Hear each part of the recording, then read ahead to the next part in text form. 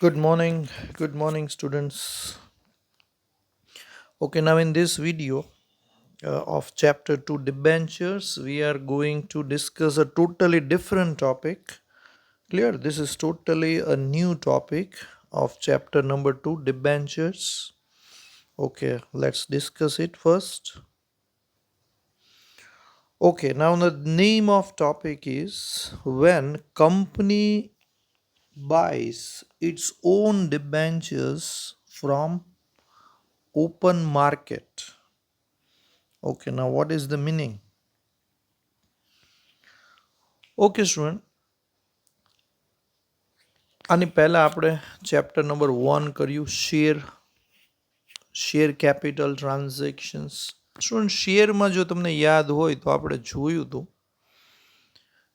કે શેર માર્કેટમાં ટ્રેડિંગ થતું હોય છે શેર્સનું. ઓકે, એટલે સપોઝ તમે કોઈ કંપનીના શેર લીધા હોય તો તમે એને કોઈ બીજાને વેચી શકો. બરોબર, તમે કોઈ XYZ કંપનીના શેર લીધા હોય અને જો માર્કેટમાં એનો ભાવ વધારે ચાલતો હોય તો સ્વાભાવિક છે કે તમે પ્રોફિટ કમાવા માટે એ શેર કોઈ બીજા પર્સનને વેચી શકો. ઓકે, એટલે તમારી બદલે હવે એ માણસ શેર હોલ્ડર બની જાય. બરોબર, પછી બીજો માણસ છે, માની લો કે એ પણ શેરના ભાવ વધે તો કોઈ ત્રીજા પર્સનને વેચી શકે. ઓકે, તો આવી રીતે શેરનું લે વેચ સતત ચાલતું જ હોય સ્ટુડન્ટ. બરોબર, કંપની જ્યારે પહેલી વાર શેર બહાર પાડે ત્યારે કોઈ એક શેર હોલ્ડર જે હોય એને માની લો કે અમુક શેર આપે, પછી એ શેર હોલ્ડર વારાફરતી ઘણા બધા લોકોને શેર વેચતો હોય છે. ઓકે, એટલે માર્કેટમાં શેરનું ટ્રેડિંગ કન્ટિન્યુઅસલી ચાલતું જ રહેતું હોય છે સ્ટુડન્ટ. બરોબર. ઓકે, હવે સેમ ટુ સેમ સ્ટુડન્ટ, જેમ શેર બજારનું માર્કેટમાં ટ્રેડિંગ થાય એવી જ રીતે સેમ ટુ સેમ ડિબેન્ચર જે છે એનું પણ માર્કેટમાં ટ્રેડિંગ થતું હોય છે. બરોબર, જેમ શેરના ભાવમાં વધઘટ થાય સેમ ટુ સેમ ડિબેન્ચર્સની પ્રાઇઝીસ પણ અપ એન્ડ ડાઉન થતી હોય છે. બરોબર, ક્યારેક જો કંપનીની સિચ્યુએશન સારી હોય, કંપની સારું પરફોર્મ કરતી હોય અથવા તો માર્કેટમાં સારો સિચ્યુએશન હોય તો ડિબેન્ચર્સના ભાવ વધતા હોય છે, તો ક્યારેક ડિબેન્ચર્સના ભાવ ઓછા પણ થતા હોય છે. Depends on market situation and other circumstances. Okay, તો શેરની જેમ ડિબેન્ચરનું પણ ટ્રેડિંગ થતું હોય છે. ઓકે, તો આ વિડીયોમાં આપણે જોવાનું છે કે ઘણીવાર એવું બને કે કોઈ કંપની પોતાના જ ડિબેન્ચર માર્કેટમાંથી ખરીદી લેતી હોય છે. બરોબર, કોઈ એક કંપની પોતાના ડિબેન્ચર જે એણે ડિબેન્ચર હોલ્ડર્સને વેચ્યા છે એ ઓપન માર્કેટમાંથી ખરીદી લેતી હોય છે. ઓકે, તો આ વિડીયોમાં આપણે આ ટોપિકનું ડિસ્કશન કરવાનું છે કે જ્યારે કોઈ કંપની પોતાના જ ડિબેન્ચર માર્કેટમાંથી ખરીદી લે તો પહેલો ક્વેશ્ચન એ થાય સ્ટુડન્ટ કે આવું શું કામ, કંપની પોતાના જ ડિબેન્ચર શું કામ ખરીદે. બરોબર. ઓકે, તો હવે સ્ટુડન્ટ એમાં મેઇનલી બે પર્પઝ હોય છે. ઓકે, તો આપણે 1 by 1 ડિસ્કસ કરશું એને કે શું કામ કોઈ કંપની પોતાના જ ડિબેન્ચર માર્કેટમાંથી ખરીદી લે. ઓકે, ચાલો, કંપની માટે બે રીઝન છે સ્ટુડન્ટ. કંપની પોતાના જ ડિબેન્ચર માર્કેટમાંથી એટલા માટે ખરીદે કે એમાં તમે જોઈ શકો છો સ્લાઇડ ઉપર કે બે પર્પઝ છે. એક કેન્સલેશન પર્પઝ છે અને એક ઇન્વેસ્ટમેન્ટ પર્પઝ છે. ઓકે, ચાલો, હવે બે પર્પઝને આપણે 1 by 1 સમજીએ કે what is the meaning of cancellation purpose as well as what is the meaning of investment purpose. Okay, તો આ વિડીયોમાં આપણે પહેલા કેન્સલેશન પર્પઝનું ડિસ્કશન કરશું. Okay, now what is cancellation purpose? Student, under this company buys its own debentures from open market before maturity date and thereafter cancels it. Okay, now what is the meaning of cancelling debentures? હવે student, તમને બધાને ખ્યાલ છે કે માની લો કે આપણે એક કંપની છે એમ વિચારો, થોડી વાર માટે તમે વિચારો કે તમે એક કંપની છો, તમે કોઈ કંપની સ્ટાર્ટ કરી છે અને તમે ડિબેન્ચર્સ ઇસ્યુ કર્યા છે. એટલે જે લોકોએ તમારા ડિબેન્ચર્સ લીધા એને ડિબેન્ચર હોલ્ડર્સ કહેવાય. હવે થોડી વાર માટે માની લો કે તમે 5 વર્ષના પીરિયડ માટે ફોર 5 years ડિબેન્ચર ઇસ્યુ કર્યા, બરોબર. Okay, done. એક ડિબેન્ચરનો ભાવ 100 રૂપિયા છે. ઓકે, હવે 5 વર્ષ પછી તમને ખબર છે કે તમારી ડિબેન્ચરના પૈસા પબ્લિકને પાછા દેવા પડશે. ઓકે, એટલે 5 વર્ષ સુધી આ ડિબેન્ચર તમારા માટે એક લાયાબિલિટી બની ગયા. શું બની ગયા? લાયાબિલિટી બની ગયા. ઓકે, એટલે 5 વર્ષ સુધી દર વર્ષે બેલેન્સ શીટમાં તમે આ ડિબેન્ચરને લાયાબિલિટી સાઈડ બતાવશો, કારણ કે આપણને ખબર છે કે ડિબેન્ચર એક જાતની લોન છે સ્ટુડન્ટ. ઓકે, એટલે એઝ અ લોન આપણે એને લાયાબિલિટી સાઈડ શો ઓફ કરતા હોય છે. ઓકે, હવે ઘણીવાર કેવું થાય સ્ટુડન્ટ કે કોઈ કંપની પોતાના ડિબેન્ચર માર્કેટમાંથી ખરીદી લે, બરોબર. મે બી ક્યારેક વધારે ભાવે ખરીદે તો ક્યારેક ઓછા ભાવે ખરીદે. ઓકે, તો આ ખરીદવા પાછળ રીઝન એવો છે સ્ટુડન્ટ કે કંપની હવે આ લાયાબિલિટી કેન્સલ કરવા માગે છે. કંપની પોતે 5 વર્ષ સુધી રાહ જોવા માગતી નથી કે ક્યારે 5 વર્ષ પૂરા થાય અને આપણે ડિબેન્ચર હોલ્ડરને પૈસા પાછા આપીએ. 5 વર્ષ પૂરા થાય પહેલાં જ કંપની માર્કેટમાંથી પોતાના જ ડિબેન્ચર ખરીદી લે છે. હવે ઘણા એવું પૂછે કે સર આવું પોસિબલ છે ખરું? આપણે પોતાના ડિબેન્ચર ખરીદી શકીએ ખરા? અને કદાચ સામેવાળાને વેચવા ન હોય તો? ચાલો, આવા પ્રશ્નો તમારા માઇન્ડમાં થતા હોઈ શકે, તો પહેલાં એનું ડિસ્કશન કરી લઈએ. સ્ટુડન્ટ, પહેલાં તો આ પોસિબલ એટલા માટે છે કે તમને ખ્યાલ છે કે હવે શેર બજારમાં જેમ ઘણીવાર તમે તમારા શેર વેચવા માગતા હો તો તમારે ખાલી તમારા બ્રોકરને કહેવાનું હોય, એટલે તમારો બ્રોકર કમ્પ્યુટરની ખાલી એક ક્લિક જ કરવાની હોય છે સ્ટુડન્ટ, કારણ કે આ બધું ઇન્ટરનેટ ઉપર હોય છે. હવે તમને બી ખબર ન હોય કે કોણે તમારા શેર્સ લીધા. બસ એવું જ ડિબેન્ચરનું છે કે ડિબેન્ચર જો તમે વેચવા માગતા હો તો તમારા બ્રોકર, શેર બ્રોકર જે હોય એને કહી દો, એટલે તમારા ડિબેન્ચર તરત વેચાવી દે, બરોબર. તમને ખબર ન પડે કે કોણે લીધા, તમારા અકાઉન્ટમાં સીધા પૈસા આવી જતા હોય છે કે ચેક આવી જતો હોય છે. ઓકે, એટલે આ બધું ઇન્ટરનેટ ઉપર થતું હોય છે, બરોબર. બીજું, વેચવા કમ્પલસરી નથી, તમારે વેચવા હોય તો જ વેચી શકાય છે. ઓકે, પણ ઘણા ડિબેન્ચર હોલ્ડર ટ્રેડિંગ ખૂબ કરતા હોય સ્ટુડન્ટ. અહીંયા કંપની પોતાના બધા જ ડિબેન્ચર ખરીદી લે એમ કહેવાનો મતલબ નથી, પણ જેટલી ક્વોન્ટિટીમાં ખરીદી શકે એવી રીતે ખરીદી શકે.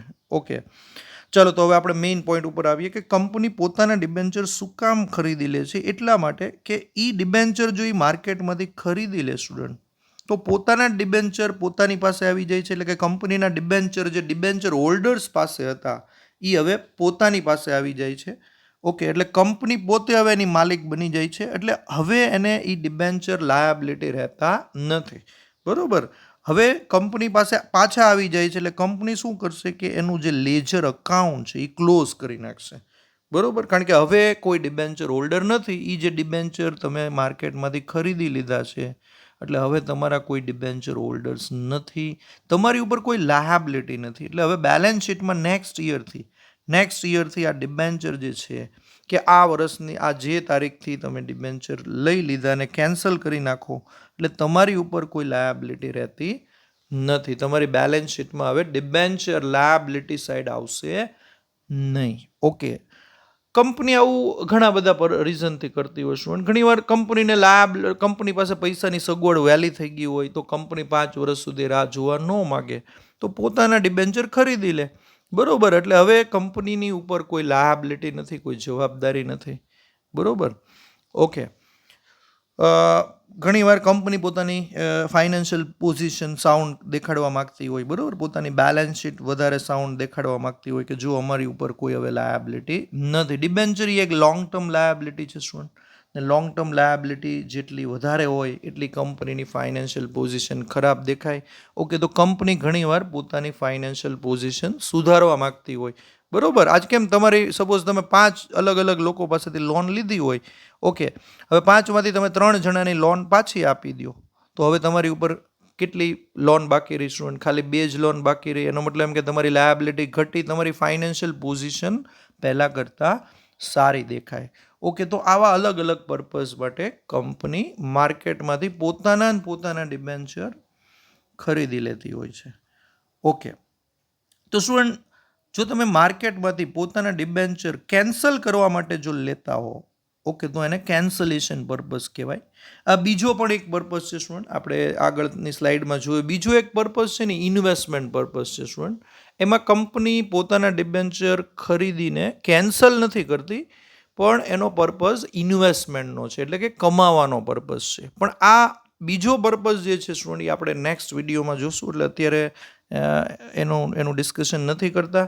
એ નેક્સ્ટ વિડીયોમાં એનું ડિટેલ ડિસ્કશન કરશું. અત્યારે આપણે આની ઉપર જ ફોકસ કરશું, કેન્સલેશન પર્પઝ. ઓકે, ચાલો સ્ટુડન્ટ, તો તમને ખ્યાલ આવી ગયો છે કે ભાઈ ડિબેન્ચર આપણે આપણા ડિબેન્ચર લઈ અને શું કામ કેન્સલ કરીએ છીએ, બરાબર. આખો તમને જનરલ આઈડિયા આવી ગયો છે. ચાલો હવે આની જર્નલ એન્ટ્રી જે છે એનું ડિસ્કશન કરશું કે આનો સમ કઈ રીતે આવે અને આપણે આની જર્નલ એન્ટ્રી કઈ રીતે કરી શકાય. ઓકે સ્ટુડન્ટ,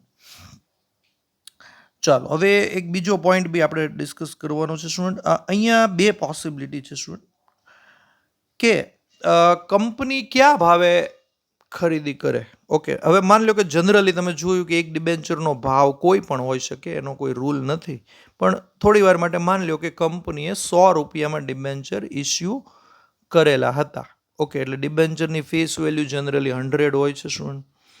હવે કંપની જો માર્કેટમાંથી પોતાના જ ડિબેન્ચર ખરીદી લે તો એ કયા ભાવે ખરીદે. ઓકે, તો જો એ 100 રૂપિયા કરતાં વધારે ભાવમાં ખરીદે ને સ્ટુડન્ટ, તો કંપનીને લોસ જાય. એટલે કે તમારી જે ફેસ વેલ્યુ હોય એના કરતાં વધારે ભાવમાં તમે જો માર્કેટમાંથી ખરીદી કરશો તો તમને લોસ થશે, કંપનીને લોસ સહન કરવો પડશે.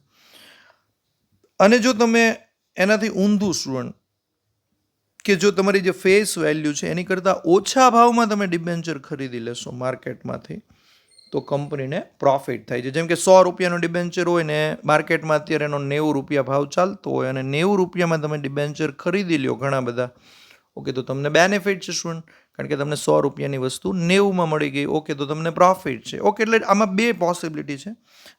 જો કંપની ફેસ વેલ્યુ કરતાં વધારે ભાવે ખરીદી કરે ઓપન માર્કેટમાંથી તો લોસ થાય, અને જો કંપની ઓછા ભાવે ખરીદી કરે તો કંપનીને ડેફિનેટલી પ્રોફિટ થશે. ઓકે, ચાલો, તો આપણને ખ્યાલ આવી ગયો સ્ટુડન્ટ.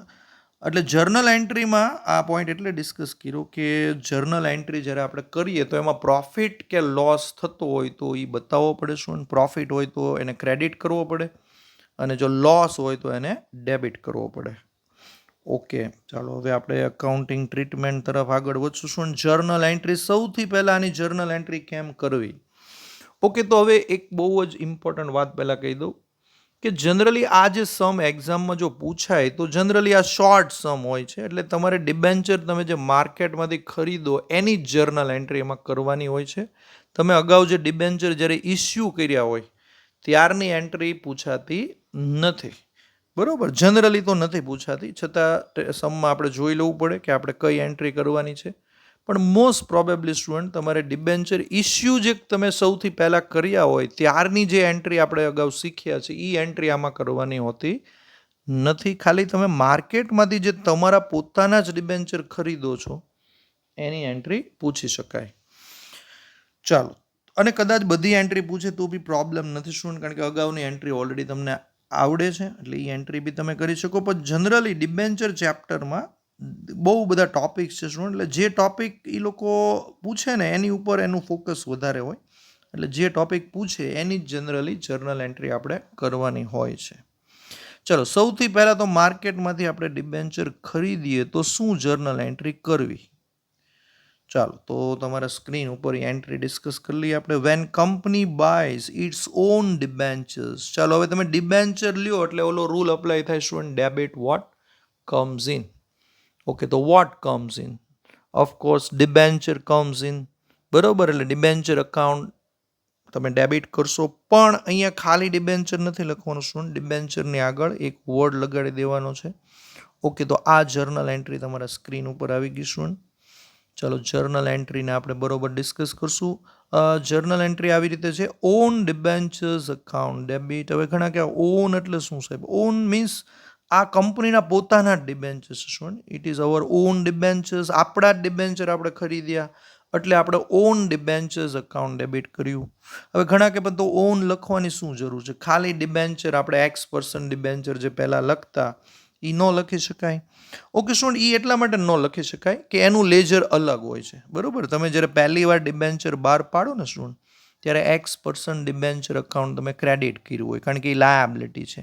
અને જ્યારે તમે ભવિષ્યમાં એના પૈસા પાછા આપો ત્યારે જ એ અકાઉન્ટ ડેબિટ થાય, અથવા તો એને કેન્સલ કરો એ ડિબેન્ચરને, ત્યારે જ X% ડિબેન્ચર અકાઉન્ટ ડેબિટ થાય. ઓકે, હવે અહીંયા આપણે માર્કેટમાંથી હજી ખરીદ્યા છે આપણા ડિબેન્ચર, હજી એને કેન્સલ નથી કર્યા. કેન્સલ કરવાની એન્ટ્રી બીજી આગળ આવશે. એટલે અત્યારે આપણે X% ડિબેન્ચર વર્ડ નથી વાપરી શકતા, આપણી મજબૂરી છે. એટલે એની બદલે આપણે લખીએ છીએ ઓન ડિબેન્ચર્સ. ઓકે, એટલે આપણે એક આ ટેમ્પરરી અકાઉન્ટ છે. શું ઓન ડિબેન્ચર અકાઉન્ટ એ એક ટેમ્પરરી અકાઉન્ટ છે. એ ખાલી થોડા સમય માટે જ ઊભું કરવામાં આવ્યું છે. જ્યાં સુધી આપણે ડિબેન્ચર આપણા ખરીદી અને એને કેન્સલ ન કરી નાખીએ ત્યાં સુધી આ અકાઉન્ટ હોય છે. ઓન ડિબેન્ચર્સ અકાઉન્ટ પહેલાં ડેબિટ થશે અને પછી આગળ જતાં ક્રેડિટ થશે, એટલે એનું અકાઉન્ટ ક્લોઝ થઈ જશે. ઓકે, ચલો હવે ફરી વાર સમજી લઈએ આ એન્ટ્રીને. પહેલાં તો debit what comes in, debenture comes in, એટલે ઓન ડિબેન્ચર્સ અકાઉન્ટ ડેબિટ કરશું આપણે.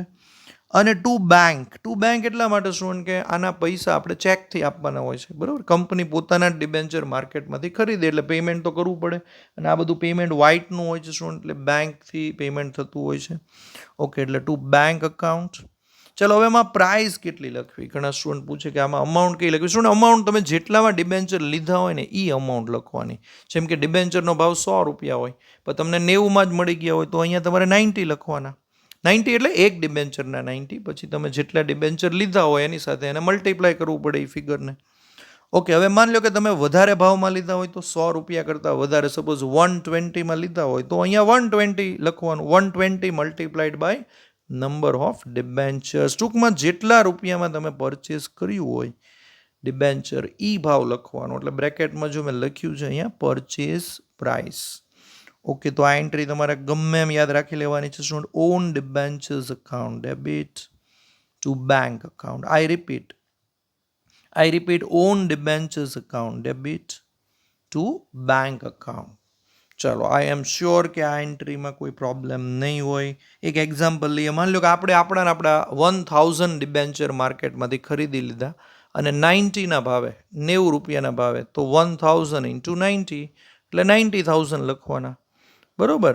જો આપણે 100ના ભાવે લીધા હોય તો 1000 ઇન્ટુ 100 એટલે કે તો 1 લાખ આવશે. અને જો 100 કરતાં વધારે ભાવમાં લીધા હોય, 120ના ભાવે લીધા હોય તો 120 ઇન્ટુ 1000. ઓકે, એટલે 1,20,000. ઓકે, જેટલા ભાવમાં ડિબેન્ચર લીધા હોય સ્ટુડન્ટ એ ભાવ જ અહીંયા કન્સિડર કરવાનો. બહુ ઇઝી એન્ટ્રી છે. નરેશનમાં આપણે લખી શકીએ કે ભાઈ being check given for purchase of our own debentures or being our own debentures purchased from open market at so and so rate. Okay, narration આપણે પોતાની રીતે લખી શકાય છે. શું એના કોઈ ફિક્સ રૂલ્સ નથી, છતાં બી તમે ટેક્સ્ટ બુકમાં જોઈ શકો છો.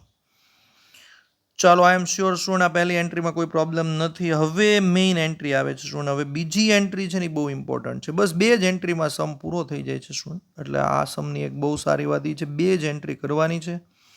આ પહેલી એન્ટ્રી તો થઈ ગઈ. હવે બીજી એન્ટ્રી થોડીક અઘરી છે એટલે ધ્યાન આપશું. ચાલો પહેલાં એનું હેડિંગ લખી નાખીએ.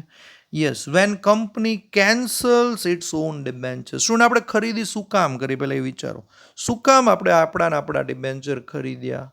ઓફકોર્સ કે આપણે એને કેન્સલ કરવા છે. કેન્સલ કરવા એટલે મીન્સ કે હવે એ ડિબેન્ચર આપણા પોતાની પાસે આવી ગયા છે, એટલે હવે એને લાયાબિલિટીમાં બતાવવાની જરૂર નથી. એટલે એનું અકાઉન્ટ આપણે ક્લોઝ કરી દેવાનું છે. ડિબેન્ચર અકાઉન્ટ જે પહેલાં આપણે ક્રેડિટ કર્યું હતું સ્ટુડન્ટ, એને હવે ડેબિટ કરવાનો ટાઈમ આવી ગયો છે, કારણ કે we want to close. Cancel કરવું એટલે ક્લોઝ કરવું, એનું લેજર સ્ક્વેડ અપ કરવાનું છે સ્ટુડન્ટ. એટલે તમે ડિબેન્ચરનું જો લેજર બનાવો તો પહેલાં તમે એને ક્રેડિટ કર્યા હોય એટલે ક્રેડિટ સાઇડ પોસ્ટિંગ થયું હોય. હવે તમે આની પછીની જર્નલ એન્ટ્રીમાં એને ડેબિટ કરી નાખો ડિબેન્ચરને, એટલે હવે ડેબિટ સાઇડ બી એટલો ટોટલ આવી જાય, એટલે બે સાઇડનો ટોટલ સેમ થઈ જાય, એટલે લેજર સ્ક્વેડ અપ થઈ જાય. ઓકે, ચાલો આપણે થોડીક ઇઝી લેંગ્વેજમાં સમજીએ આને. શું આપણે ડિબેન્ચર આપણા એટલા માટે માર્કેટમાંથી ખરીદ્યા હતા કે we don't want any liability. હવે આપણે કોઈ લાયાબિલિટી જોતી નથી, એટલે આપણે ડિબેન્ચરનું અકાઉન્ટ ક્લોઝ કરી નાખવું છે.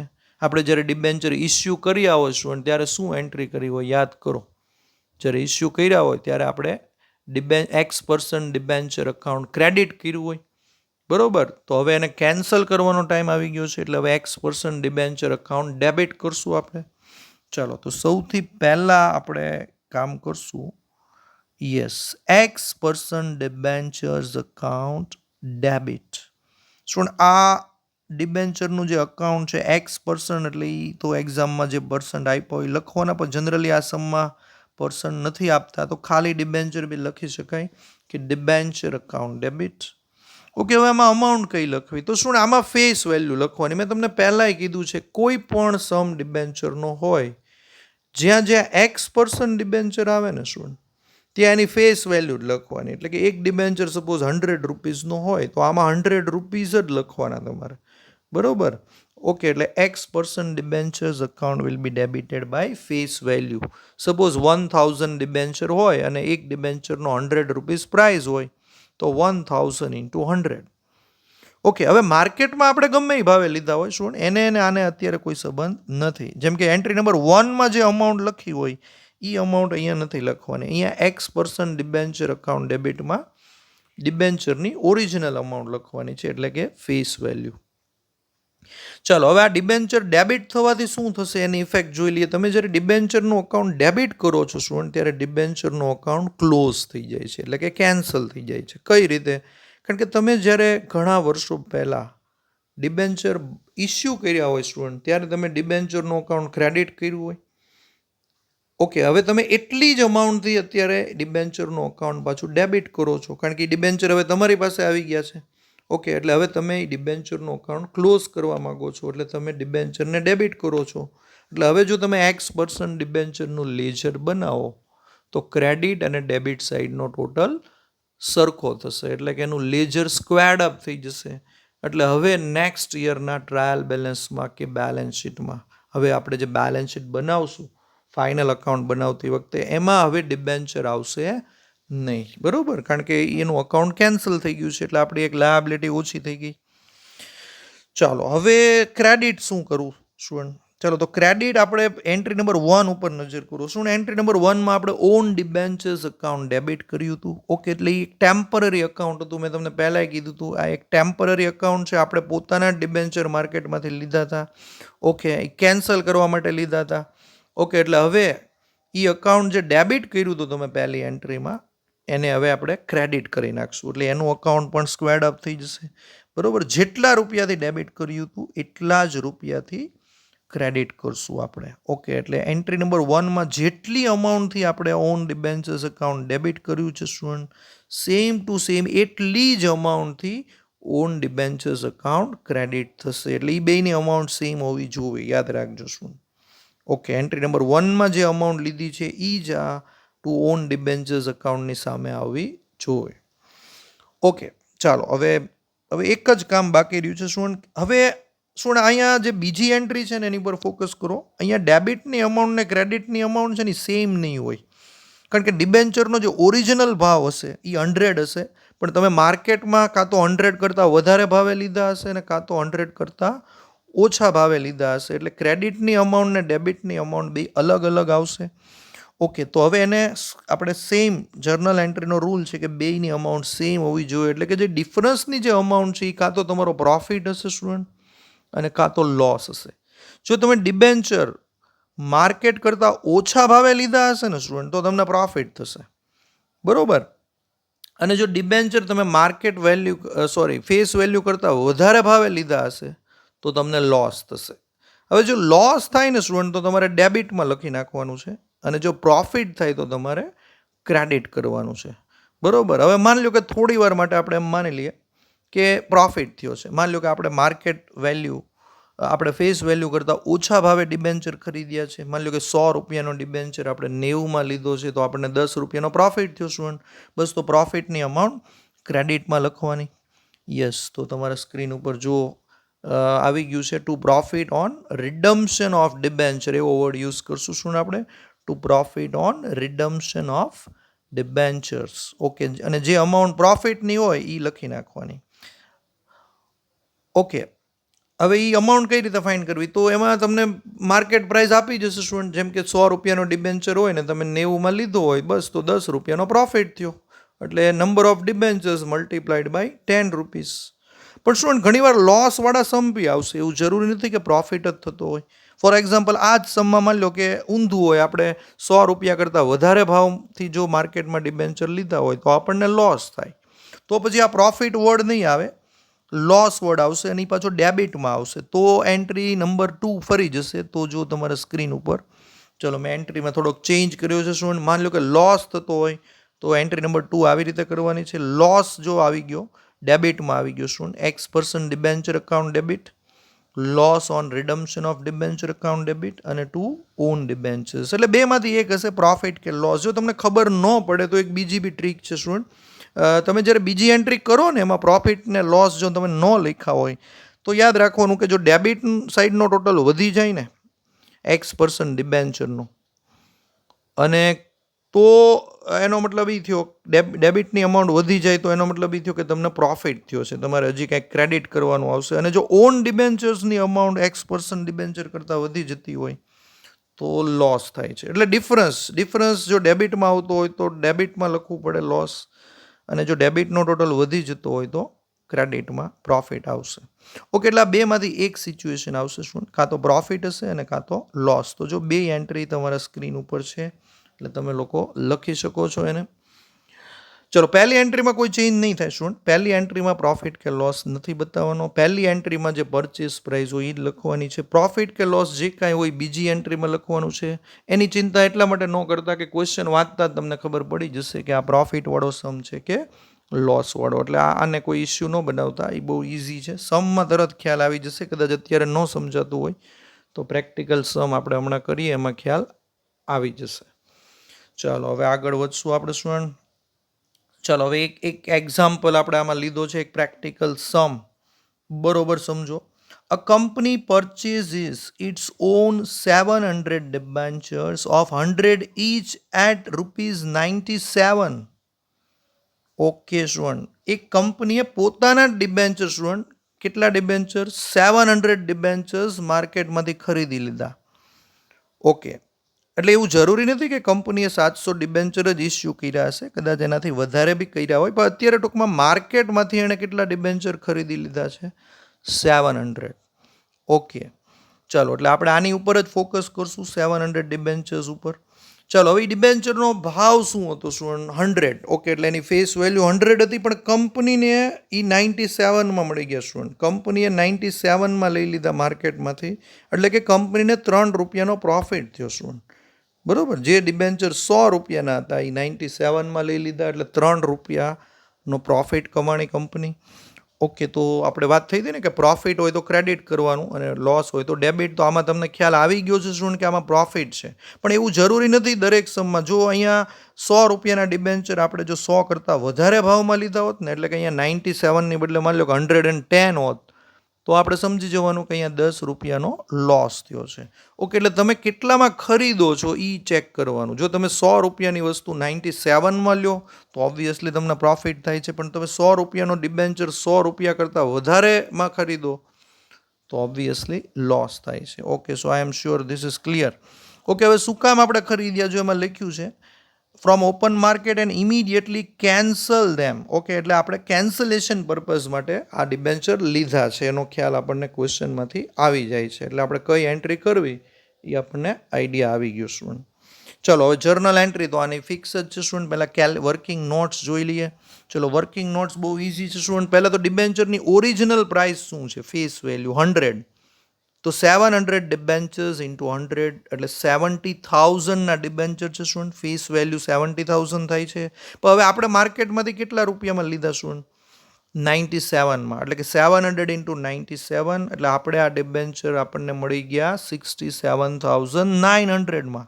તો શું આ તો પ્રોફિટ થયો ને, 70,000ની વસ્તુ તમને 67,900માં મળી ગઈ, એટલે 2100નો તમને પ્રોફિટ થઈ ગયો. ઓકે, એટલે આ સ્લાઇડમાં બધી અમાઉન્ટ ડિસ્કસ થઈ ગઈ સ્ટુડન્ટ. એટલે જર્નલ એન્ટ્રીમાં કઈ અમાઉન્ટ લખવી આપણને ખ્યાલ આવી ગયો. ઓકે, જો આપણે આ ડિબેન્ચર માર્કેટમાંથી ન ખરીદે સ્ટુડન્ટ તો આપણે ડિબેન્ચર હોલ્ડરને 70,000 આપવા પડે સ્ટુડન્ટ. એની બદલે આપણે આ ડિબેન્ચર ઓછામાં મળી ગયા.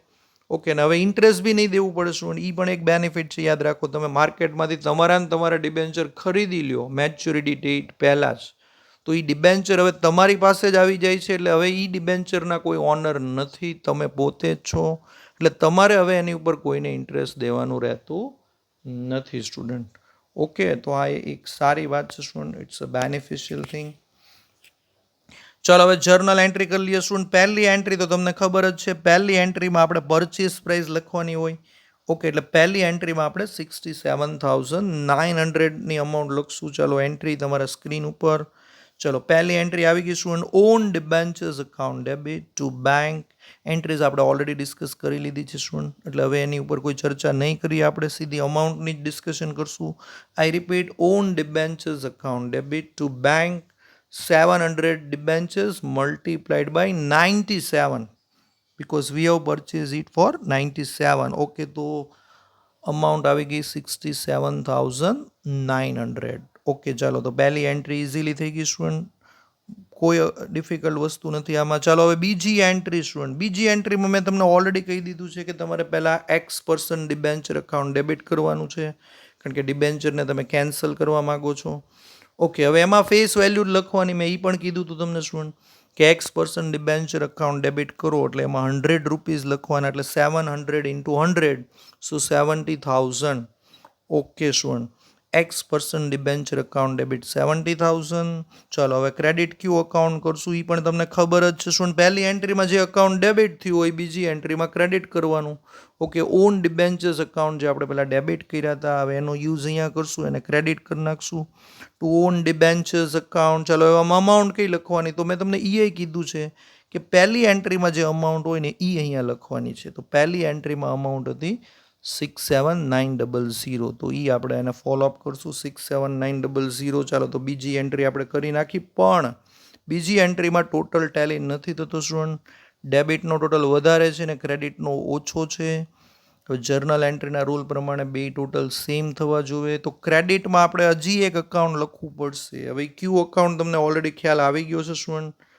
Yes, profit.